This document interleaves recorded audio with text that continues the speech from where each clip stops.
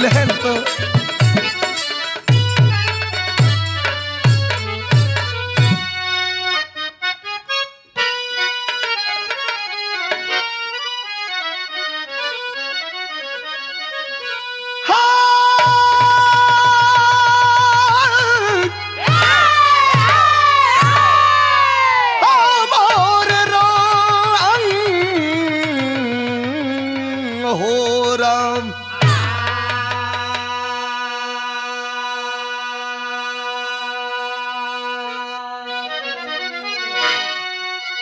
खुदा इस जमाने को क्या हो गया, आज अमृत ही जैसे जगर बन गया। सारा विश्वास ही अब समाधि लिया, क्योंकि इंसान ही इस कदर बन गया।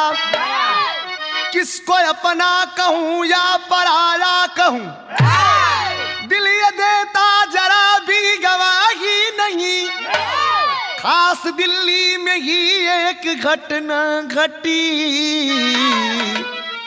रो रही है कलम निकले स्याही नहीं।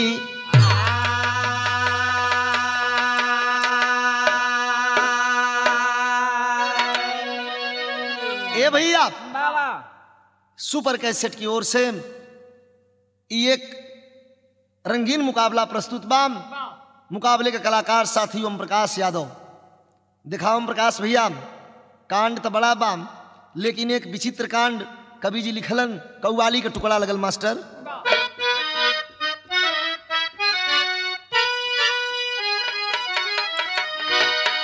अरे राहें वफा कि राहें वफा में मुझको भी, कि राहें वफा में मुझको भी तू आजमा के दे।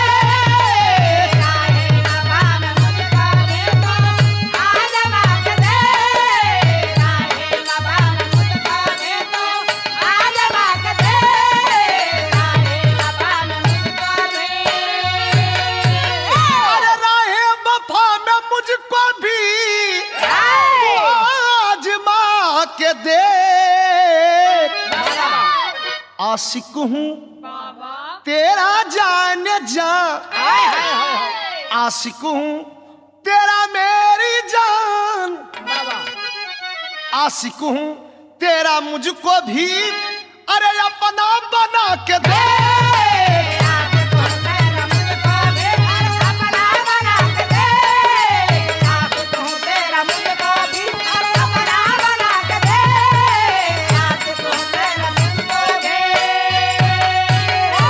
हम कहिला कि इंसानियत के नाम पर, इंसानियत के नाम पर इंसान सो गया।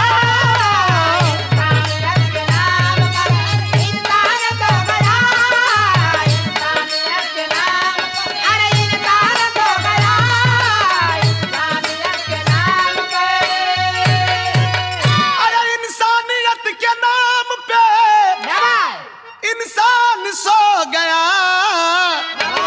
लगता है लख के जुर्म को, लगता है लख के जुर्म को भगवान सो गया।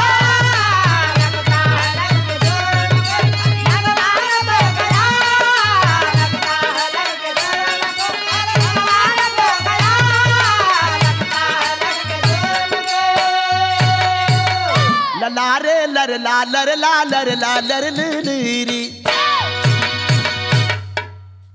प्राथमिक दिल्ली में तिलोक पूरी आता है, वहीं के घटना से ही झुक गया विधाता है। वहीं राजेंद्र के परिवार का बसेरा है, आकाश आंचल में आकर किरण बखेरा है। छोटी नौकरी से जीविका चलाते हैं, सीमित है जिंदगी खुशी से दिन बिताते हैं। चचेरा भाई उनका जो कि राजकुमार रहा, दोनों भाइयों का सदचरित विचार रहा। राजकुमार एक दिन राजेंद्र से बोला है, नकाम मैं पड़ा हूँ भैया भेद खोला है। भाई भाई के संग, भाई भाई के संग प्रेम को निभाए हैं, भाई भाई के संग प्रेम को उसे नौकरी दिलाए हैं।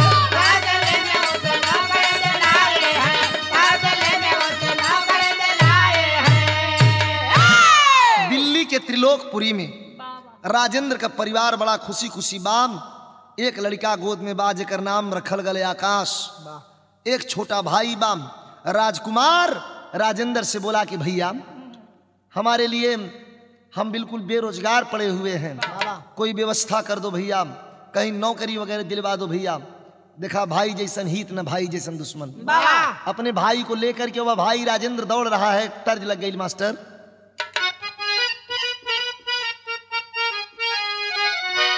अरे पटना से पाजेब बलम जी, अरे आरा से वो ठलाली, अरे आरा से वो ठलाली हो मंगवाई द छपरा से चुनरिया छीटवाली।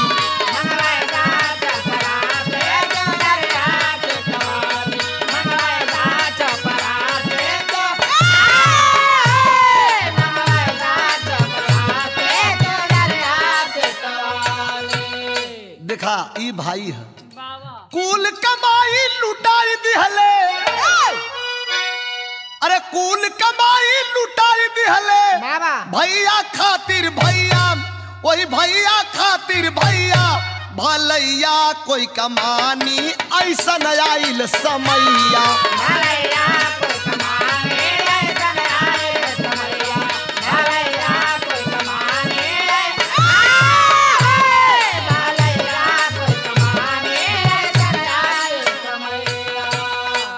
कैलन का लाख रुपया दे के, लाख रुपया दे के राजेंद्र के दे घरिया,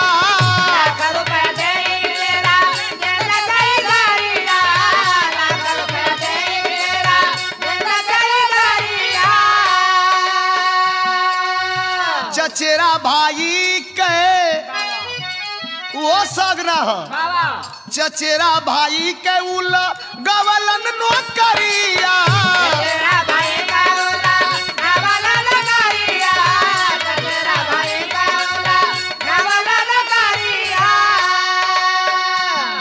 अरे काम निसर गए दुख बिसर गए, काम निसर गए दुख बिकर गए, भाई बनल कसैया, वह भाई बनल कसैया भलैया कोई कमानी ऐसा न आइल समैया।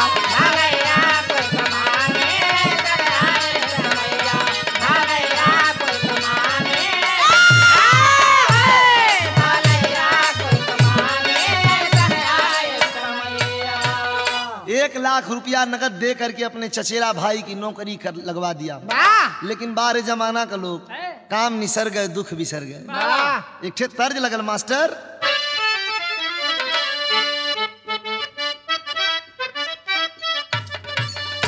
आज के फील्ड का ही नई धुन बा, वह गीत बा कि चला न बुतान हो, चला न बुतान गोरिया खुल्लम खुल्ला, ओए होए होए चला न बुतान गोरिया खुल्लम खुल्ला, चला न बुतान गोरिया खुल्ला, चला न बुतान गोरिया खुल्लम खुल्ला। कजरा रे तोरे नैन, कजरा रे तोरे नैन करई दिल सब ही के बेचैन, इना की कहनक बुल्ला, ओए होए होए चला न बुतान गोरिया खुल्लम खुल्ला, चला न बुतान गोरिया खुल्लम, चला न बुतान गोरिया खुल्लम खुल्ला। लेकिन बारे जमाना अरे माने ला यह शान, मानेला एहसान जग में कोई कोई, बोला बोला बोला मानेला एहसान जग में कोई कोई, मानेला एहसान जग में कोई, हाय हाय मानेला एहसान जग में कोई कोई। बोला है राजकुमार गुलामी हमसे न होई तुहार, ए भैया नाही होई, ए भैया नाही होई, ए भैया नाही होई, मानेला एहसान जग में कोई कोई, मानेला एहसान जग में कोई कोई, मानेला एहसान जग में कोई, हाय हाय मानेला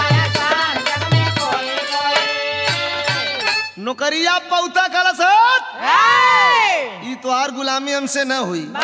कहल सका अंतरक भाव बा, हिस्सा तू हमके दे दा चाहे जवन तू लेला, हिस्सा तू हमके दे दा चाहे जवन तू लेला, हिस्सा तू हमके दे दा चाहे जवन तू लेला। राजेंद्र कहे फटकार सारा भूल गईला उपकार, नियतिया देहला खोई, नियतिया देहला खोई, अरे नियतिया देहला खोई, मानला हसान जग में कोई कोई। जियो जियो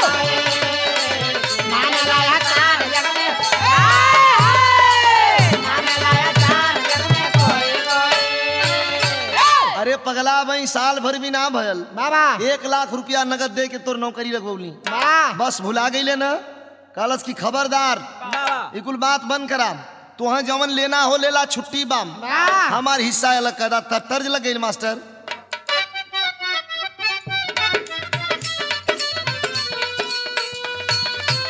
वह तर्ज बा, अरे गोरी मथवा पर हो, गोरी मथवा पर गगरी उठाई के, जाली शरमाई के, जाली शरमाई के।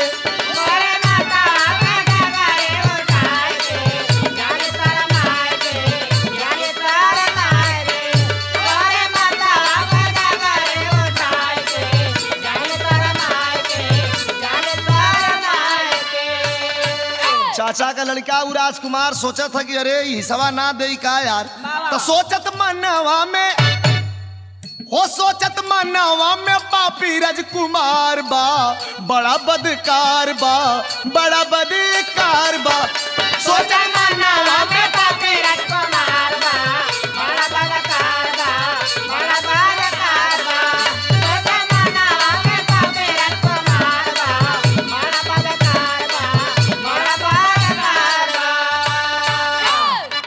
अरे घूस वाली रुपया के मारला में हनवा भैया,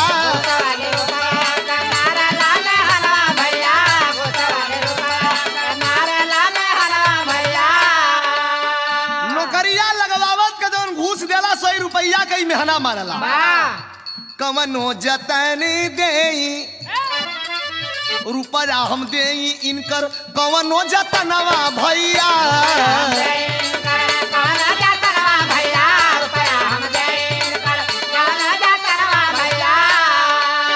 वो एक दिन मनवा में, अरे एक दिन मनवा में उपजल विचार बा, बड़ा बदकार बा, बड़ा बदकार बा,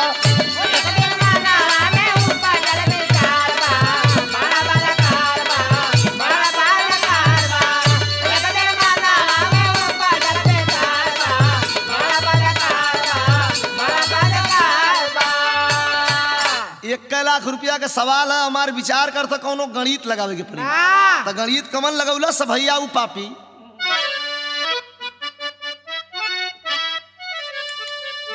आई नहीं कर रुपया लेके इन्हीं के देई देबे, इनकर आकाश बाटे आखी के रतनवा,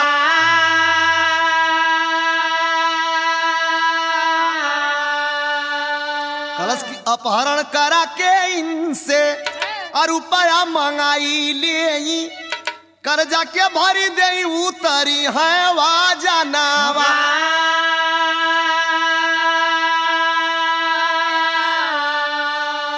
रहल 97 अगस्त के महीना वाता, खेलत दुआरा पर आल्हा सुगना,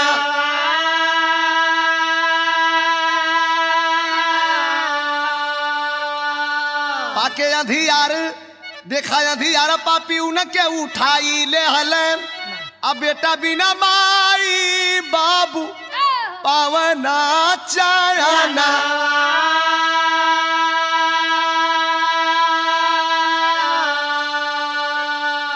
उठा लिया ले जा करके लड़की को कहीं बंद कर दिया, अंधकार जीव जीव होने लगा। 8, 9, 10 बजत बजत मतारी का कलेजा मुँह से आवे लगी, रोने लगी। माँ रोते हुए अपने पति राजेंद्र से कहती है, स्वामी कोई जतन कीजिए। तो रोवैली मतारी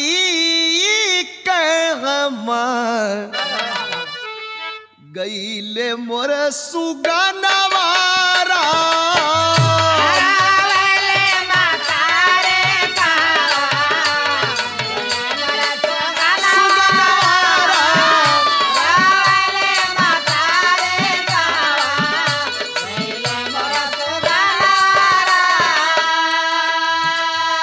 केहू ना बतावा हमसे उनकर ठिकानावारा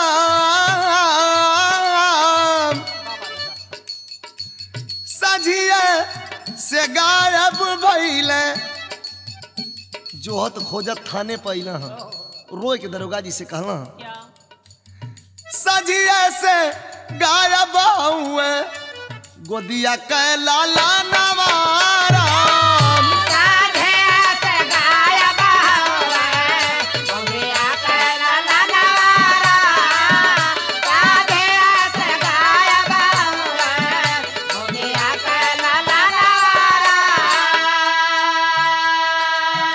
ए भैया सझिए से लड़का गायब बा 12 बजत बजत टेलीफोन आयल हो राजेंद्र के घरे ना आयल राजेंद्र के ससुराल में फोन आयल आकाश के तब मामा के घर किया फोन अन्यायी है अब मेरे हिरासत में आकाश है कहन लगा धमकाई है अनूप शहर का घना है जंगल काफी वहाँ ऊंचाई है 1.5 लाख ले वहीं पे मिलना इससे तेरी भलाई है ध्यान से सुन लो मेरी बात अगर पुलिस से मिलने जाओगे उस जंगल में उसी समय आकाश के टुकड़े पाओगे फोन कैला सब पता दे दिया घना जंगल ऊंची पहाड़ी वहीं लेकर के 1.5 लाख रुपया चले आओ बरनाम हम तुम्हारे बेटे को कई टुकड़े में विभाजित कर देंगे बिरहा में तर्ज लग गई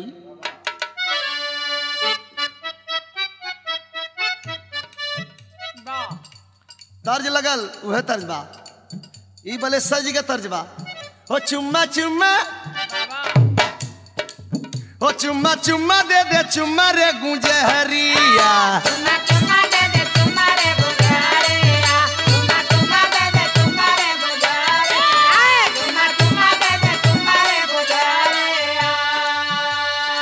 छोटा बच्चा है ना तब पापा पापा कह के रोवेला सुगहनावा पापा पापा कह के रोवेला सुगहनावा पापा पापा कह के रोवेला पापा पापा कह के रोवेला सुगहनावा दबा तवा से मुंह बेईमानवा रे पापा पापा कह के रोवेला सुगहनावा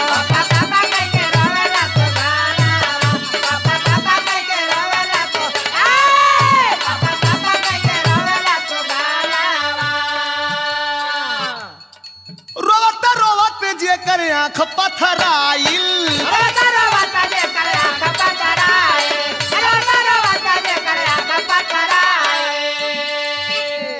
अरे पियले बिना पानी वो पियले बिना पानी खैले बिना कुम्हिलाइल पापा पापा कह के रोवेला सुगहनावा पापा कह के रोवेला सुगहनावा पापा पापा कह के रोवेला पापा कह के रोवेला सुगहनावा बेईमानवा कैसन करी है फैसला हाय बेईमानवा कैसन करी है हो बेईमानवा कैसन करी है फैसला रुपया एक तरफ एक और आल्हर सुगहनावा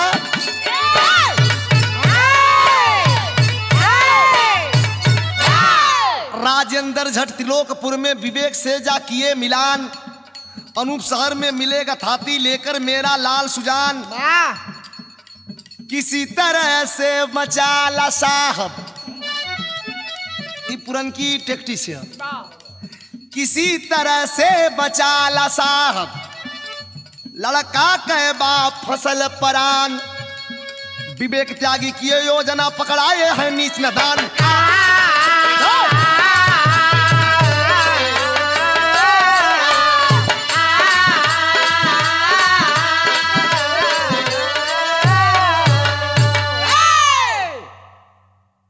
विवेक त्यागी दरोगा जी के यहाँ जाकर के फैसला ये लिखवा दिया, रिपोर्ट।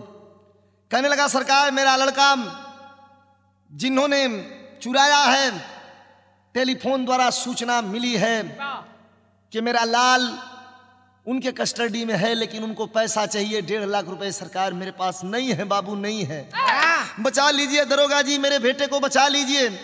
दरोगा जी कहने घबराओ नहीं, वर्दी उतार के हमें सादा ड्रेस पहनना होगा, हरामजादों को बता दूंगा कि ये फिरौती किस काम और कैसे मजा देती है। भाव मिलाम।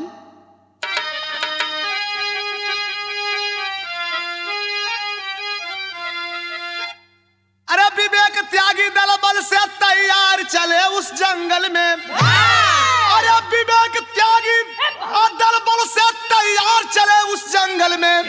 नीच कमी ना हो, नीच कमी ना हो ना सके, फरार चले उस दंगल में।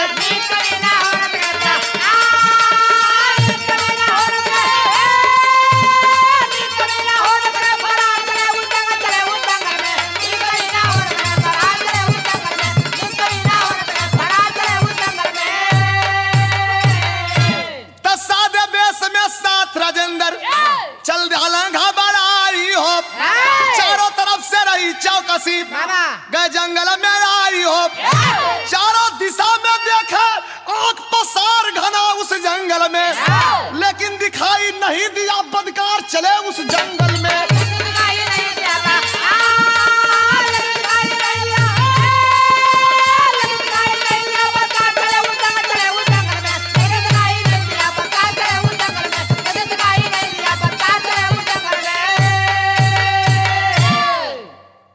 राजेंद्र उस लड़के के पिता का, आकाश के बाप राजेंद्र का कलेजा गन गन गन गन कांप रहा है। कहीं मेरे बेटे को मालिक न करें कुछ हो। सादे बेस में सिपाहियों के साथ राजेंद्र धड़ धड़ धड़ धड़ आगे बढ़ता चला जा रहा है। चारों तरफ नजर घुमा घुमा के देख रहा है, काश मेरा आकाश कहीं दिखाई दे देता।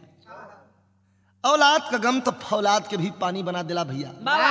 कितनों फौलाद का टुकड़ा कलेजा सीने में रही, लेकिन औलाद का गम आदमी के तोड़ के धराशायी कई देना। कवि जी लिखत हों बहुत बढ़िया भाव मास्टर।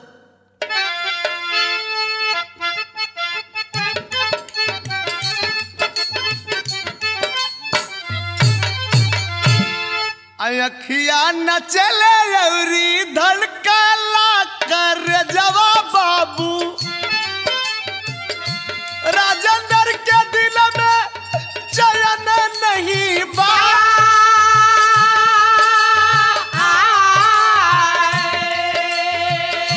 नसिया आकाश के मिलल बा झड़िया में भैया, बाबू का करे जवा मुहे में गया।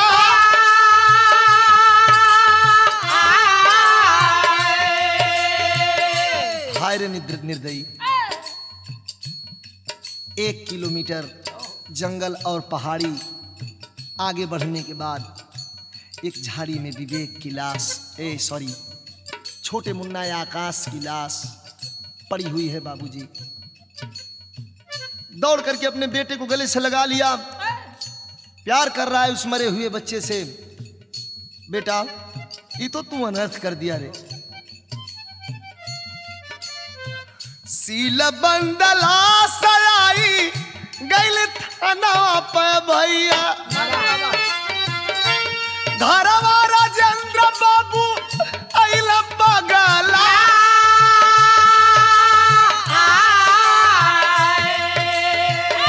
पूछली मतारी कहवा गोदी के ललनवा स्वामी, आवाज आवाज माई गिरली भारा।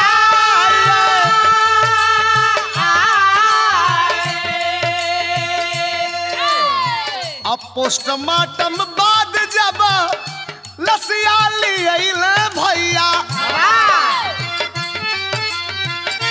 पूरा परिवारवा हो गिरल पगला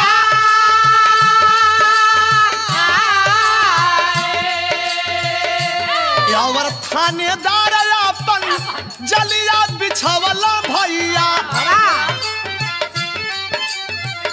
संकित राजकुमार को धरे हट बजा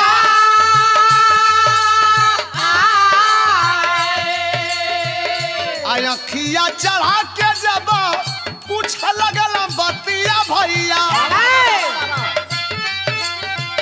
अरे धीरे धीरे पापी दिया भेदवा बता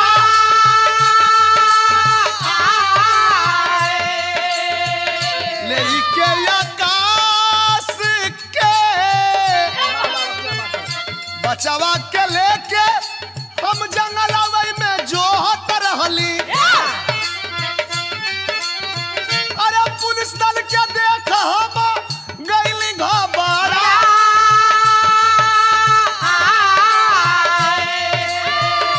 गला घोट मार देहली लाल के परनावा बाबू अलसिया के फेंक भगली जानवा बचा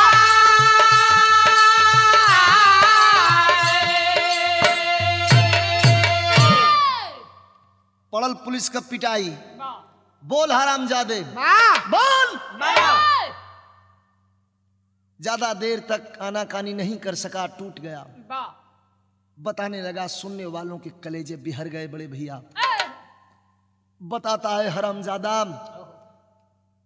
1 लाख रुपए का मेहना मेरा भाई हमें मारा चूंकि मैं पैसा देने में असमर्थ था सोचा कि क्यों न अपने भाई से ही पैसा लेकर के भाई का कर्ज चुका दें बच्चे को उठा करके मैं जरूर जंगल में ले गया टेलीफोन द्वारा सूचित किया लेकिन आपके आते ही हम पुलिस को देख के घबरा गए साहब और एक ही झटके से बच्चे की गर्दन हमने अपने हाथों से मरोड़ दिया दम तोड़ दिया बच्चा हमें मारिए मत साहब दरोगा जी कहते हैं साले जी तो करता है कि रिवॉल्वर की सारी गोलियां तेरे जबड़े में उतार दूं लेकिन ये जो मेरा कानून है हमें इस वर्दी ने बाध्य कर रखा है लेकिन फिर भी कम नहीं बांध के उल्टा लटकाए के मारा लगलन गाय मतिन चिल्लात बाब अफसोस करत था कवि जी भाव लिखत हूं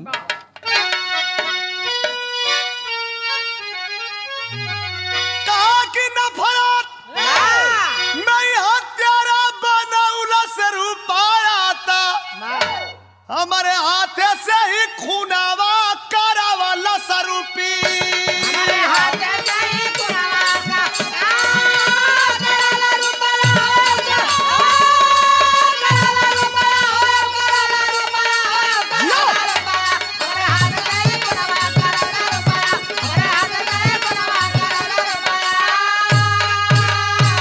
मार के दरोगा साहब कई चलान हो जलावा में बंद भाई ना दिल्ली दरमियान हो 302 का मुलजिम बनौला से रुपया था हमारे हाथ से ही खूनावा करावाला सरूपया